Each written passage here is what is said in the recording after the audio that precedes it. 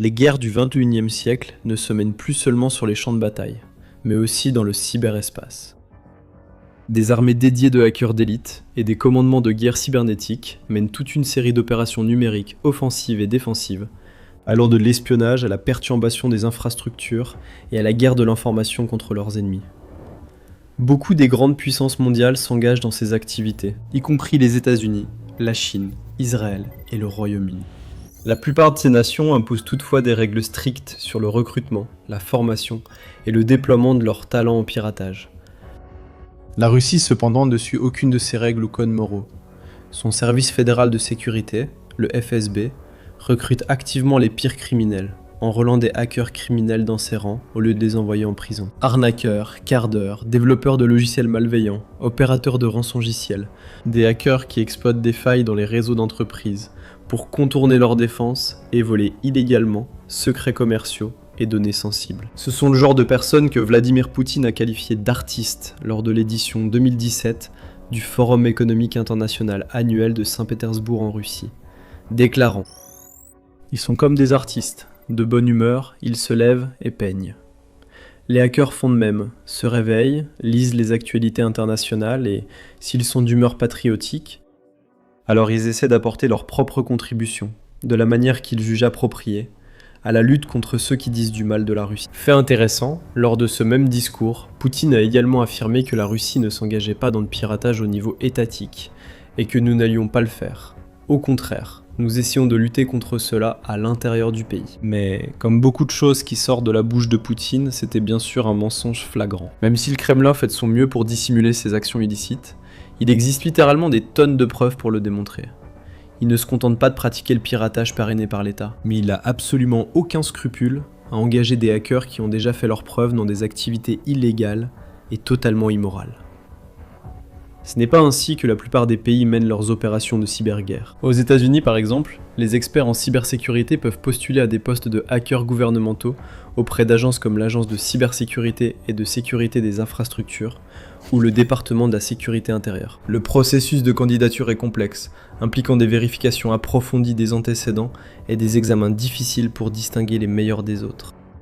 En Chine, le gouvernement privilégie souvent le recrutement direct pour attirer les meilleurs talents des grandes entreprises informatiques. Même dans des pays considérés comme moins scrupuleux et plus corrompus, tels que l'Iran ou la Corée du Nord, il existe des procédures claires sont en place. L'armée peut par exemple jouer un rôle dans le recrutement et la formation d'experts en informatique talentueux. Des enfants prodiges peuvent se voir offrir des places dans des écoles d'élite en sciences et technologies et suivre des cours intensifs de programmation. Les méthodes varient, mais il existe toujours des règles. En Russie cependant, il semble qu'il n'y ait qu'une seule règle qui compte vraiment. Ne faites rien contre l'État. Tant que les hackers respectent cette règle, en concentrant leurs efforts sur des cibles situées dans d'autres pays à travers le monde, plutôt que sur les banques russes, les entreprises ou le Kremlin lui-même, ils sont en fait autorisés à faire ce qu'ils veulent et à s'en tirer. Certains étant même récompensés par des postes et des avantages au sein du FSB. C'est plus ou moins ainsi que cela fonctionne depuis des décennies, remontant jusqu'au début d'Internet. Dans les années 1990, la Russie avait déjà une grande communauté de hackers, dont beaucoup étaient considérés comme des rebelles ou esprits libres. Beaucoup étaient anti-establishment, comme les hackers d'autres pays à travers le monde, et désireux d'utiliser leurs compétences uniques pour promouvoir la libre circulation de l'information. Cependant, un événement historique majeur s'est produit, qui allait changer à jamais le visage de la scène du hacking russe. Cet événement fut la Seconde Guerre de Tchétchénie. En août 1999, des combattants islamistes moudjahidines venus de Tchétchénie ont mené des incursions armées dans la République russe du Daghestan pour soutenir les rebelles séparatistes de la région. Ils voulaient unir le Daghestan et la Tchétchénie sous un gouvernement islamique et chasser tous les Russes de la région. Le gouvernement russe a intervenu et une brève bataille a eu lieu, le poids écrasant de l'armée russe s'étant avéré trop important pour que les rebelles et les séparatistes puissent y faire face.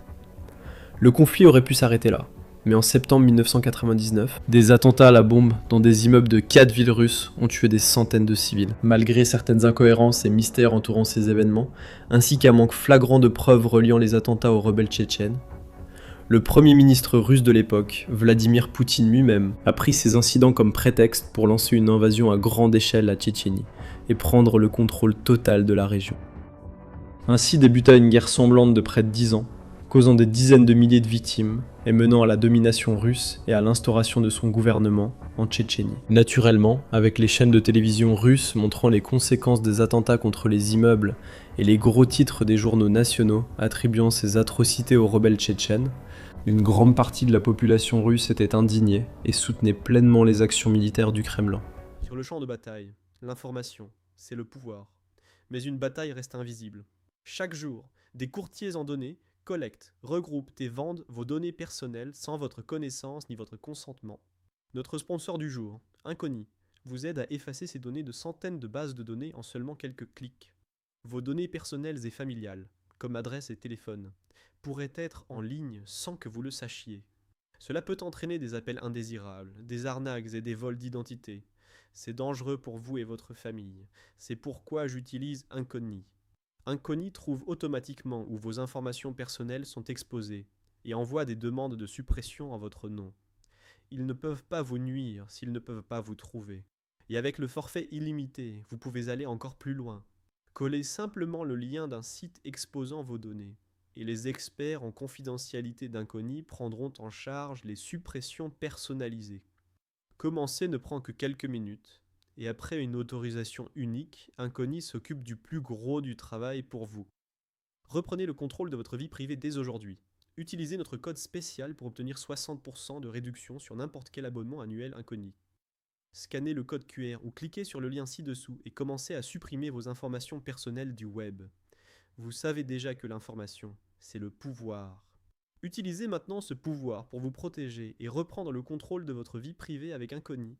Ils sont même allés encore plus loin dans leur soutien. Un groupe de hackers, par exemple, se faisant appeler la Brigade du réseau sibérien, a décidé de lancer sa propre campagne de cyberguerre contre les forces tchétchènes. Fondée par Dimitri Alexandrov, étudiant à l'Institut Polytechnique de Tomsk, l'équipe de 7 membres utilisait des méthodes de piratage rudimentaires pour semer le chaos sur les sites web tchétchènes. Ils comptaient principalement sur des attaques par déni de services distribués, ou DDoS par exemple, qui consistaient à envoyer un grand nombre de requêtes à un site web particulier afin de surcharger ses serveurs et de le faire cesser de fonctionner. Ils menaient également des attaques de défiguration, qui consistaient à obtenir un accès administratif à certains sites web et à en modifier l'apparence ou le contenu. Les médias russes rapportaient fréquemment les actions du groupe, comme la défiguration de la page d'accueil du site du centre du Caucase, qui diffusait des messages de militants tchétchènes à l'attention de leurs partisans, soutiens et recrues potentiels. Les médias tchétchènes affirmaient que l'ampleur des attaques excluait des amateurs isolés, soupçonnant un groupe soutenu par l'État. Ils ont même accusé le FSB russe d'en être responsable.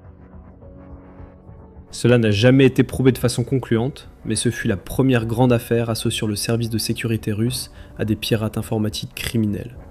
Et ce ne serait pas la dernière. À la fin des années 90 et au début du millénaire, plusieurs groupes de hackers russes et des individus isolés ont émergé, créant de nouvelles techniques et outils pour rendre leurs attaques plus efficaces. Des outils comme le ver Massiania, diffusé par email.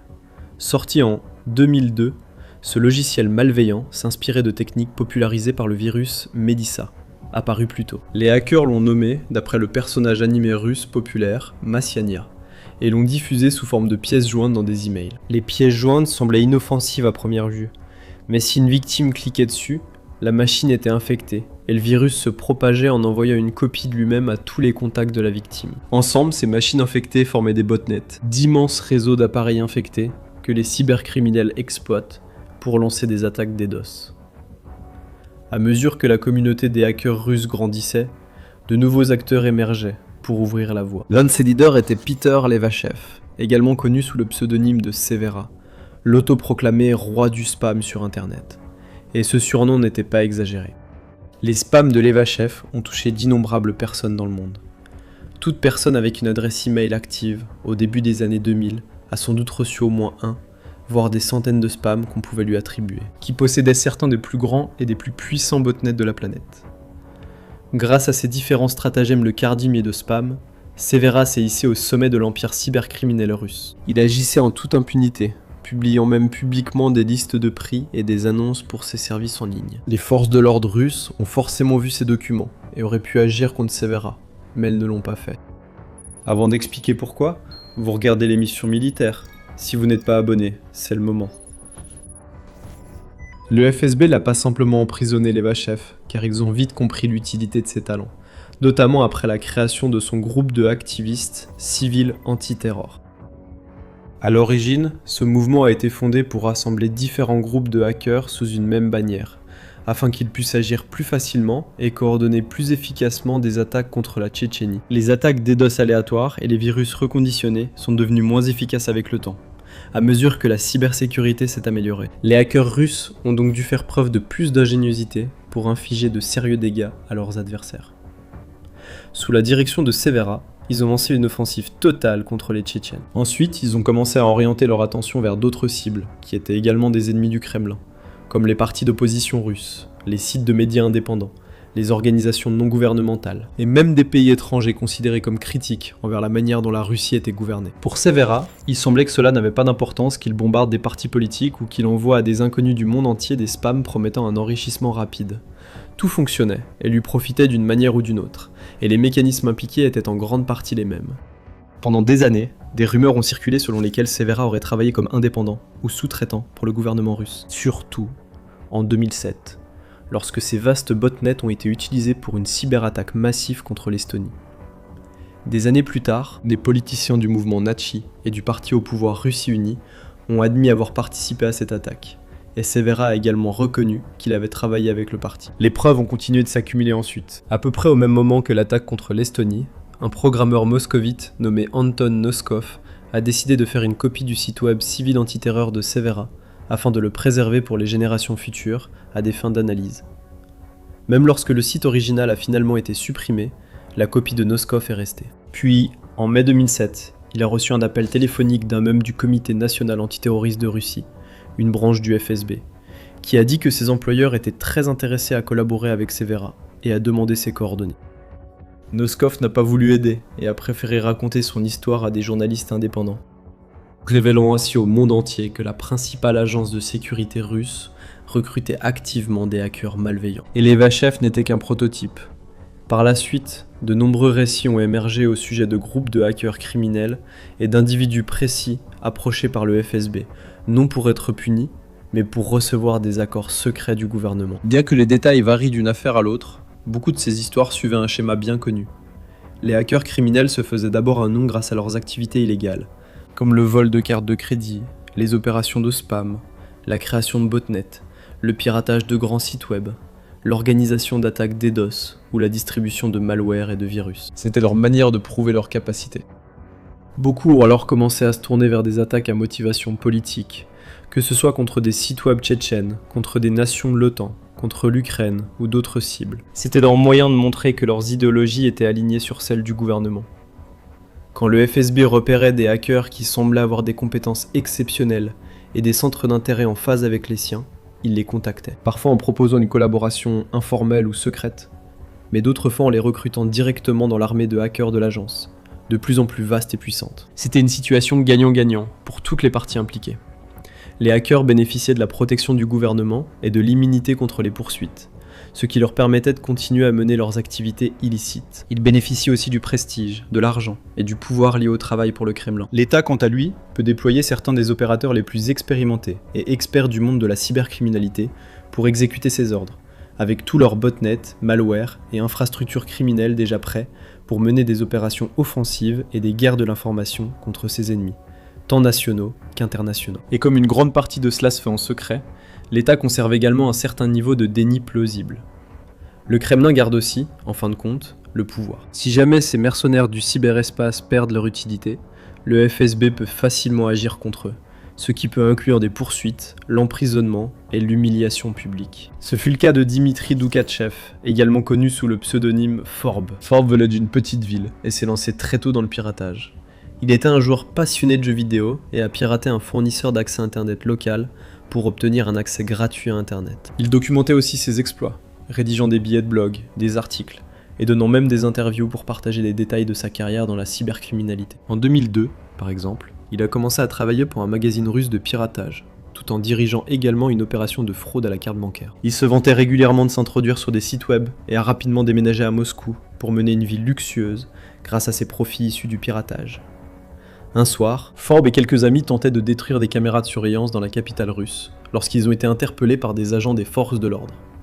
Il s'est avéré que l'un de ses agents travaillait avec le FSB, et une fois qu'il a commencé à discuter avec Forbes, les bases d'une relation mutuellement bénéfique ont été posées. Au cours des années qui ont suivi, Forbes est devenu un collaborateur actif de l'agence, progressant finalement jusqu'au poste d'employé, au sein du centre de sécurité de l'information du FSB, où il était chargé de surveiller, repérer et recruter d'autres cybercriminels, qu'il estimait avoir les compétences et l'état d'esprit nécessaires pour soutenir les opérations cybernétiques de l'État. Il passait son temps sur les forums de hackers, lisant des messages pour repérer des talents patriotes, puis leur proposait de collaborer avec le Kremlin. Il aurait fait cela pendant plus d'une décennie, recrutant un nombre inconnu de hackers criminels durant cette période. En 2016, cependant, Forbes semble être devenu plus un handicap qu'un atout pour le FSB. Il a été arrêté, accusé d'avoir transmis des informations classifiées aux États-Unis et inculpé de trahison. Il a proclamé son innocence, affirmant n'être qu'un bouc émissaire, ce qui semble plausible vu le passé de la Russie, mais cela lui a pas évité 6 ans de prison. Il serait raisonnable de penser que l'histoire de Forbes devrait servir d'avertissement à d'autres hackers qui envisagent de travailler avec le gouvernement. En réalité, cela n'a pas empêché beaucoup d'accepter les offres du FSB dès qu'elles apparaissaient. Après l'arrestation de Forbes, de nombreux cas ont été recensés. D'autres encore, non recensés, impliquent des hackers ou groupes concluant des accords informels avec le gouvernement russe, utilisant leurs compétences pour interférer dans les élections occidentales ou pirater des sites ukrainiens durant la guerre. La diffusion de propagande numérique, le vol d'informations sensibles et la réalisation d'attaques d'extorsion. Il y a par exemple le tristement célèbre groupe de hackers Evil Corps, dirigé par un homme nommé Maxim Yakoubets, qui est souvent décrit dans les médias russes comme le hacker qui a volé 100 millions de dollars et qui conduit une Lamborghini dans les rues de Moscou sans aucun risque d'être arrêté. Pourquoi ? Parce qu'il se trouve qu'il est marié à la fille d'un ancien haut responsable du FSB, qui a utilisé son influence non seulement pour protéger Evil Corps de toute poursuite, mais aussi pour l'intégrer dans les rangs de l'agence. De nombreux rapports affirment que le FSB a activement chargé Evil Corps de mener des opérations d'espionnage numérique et des cyberattaques agressives contre les pays de l'OTAN au fil des années. En échange, le groupe a été autorisé à mener en toute impunité d'importantes opérations de blanchiment d'argent, d'extorsion, de rançongiciel et de vol à grande échelle. Il y a aussi le groupe de activistes tout aussi notoire, Killnet. Opérant principalement via des chaînes Telegram, Killnet s'est formé en mars 2022, lors des premières phases de la guerre avec l'Ukraine. Et il a ensuite mené de nombreuses attaques DDoS et cyberattaques contre des infrastructures critiques et des sites gouvernementaux dans des pays perçus comme alliés de l'Ukraine, comme la Roumanie, la Moldavie, la Norvège, la Lettonie, les États-Unis et l'Allemagne. Il n'y a pas eu de preuves claires et concrètes liant ce groupe ou son chef énigmatique, Killmilk, au FSB. De nombreux chercheurs estiment que Killnet, sans collaborer directement avec le service de sécurité, profite d'une protection du Kremlin en raison de leurs intérêts communs. C'est la vérité effrayante de la stratégie de cyberguerre de la Russie. Il ne s'agit pas d'embaucher légalement des experts technologiques, de recruter les meilleurs des grandes entreprises informatiques, ni de former des hackers éthiques dans les meilleures universités. C'est plutôt une entreprise souterraine, impliquant des agences gouvernementales et des groupes criminels douteux, négociant secrètement des accords permettant aux hackers de diffuser des virus et d'escroquer des millions de personnes, à condition de rendre certains services au Kremlin. Comme souvent au Kremlin, cette manière de faire des affaires est laide et odieuse, mais c'est exactement ce à quoi nous nous attendons du régime de Poutine. Mais ce régime pourrait enfin approcher de sa fin. Vous pouvez en apprendre davantage à ce sujet dans cette vidéo, qui explique en détail comment même les alliés les plus proches de Poutine ont commencé à se retourner contre lui, et exhortent maintenant leurs dirigeants à mettre fin à la guerre dès que possible. Sinon, regardez cette vidéo pour voir comment l'Ukraine vient enfin de prendre sa revanche sur la Russie après 8 ans d'attente. Et enfin, n'oubliez pas de vous abonner à la chaîne pour plus de contenu comme celui-ci.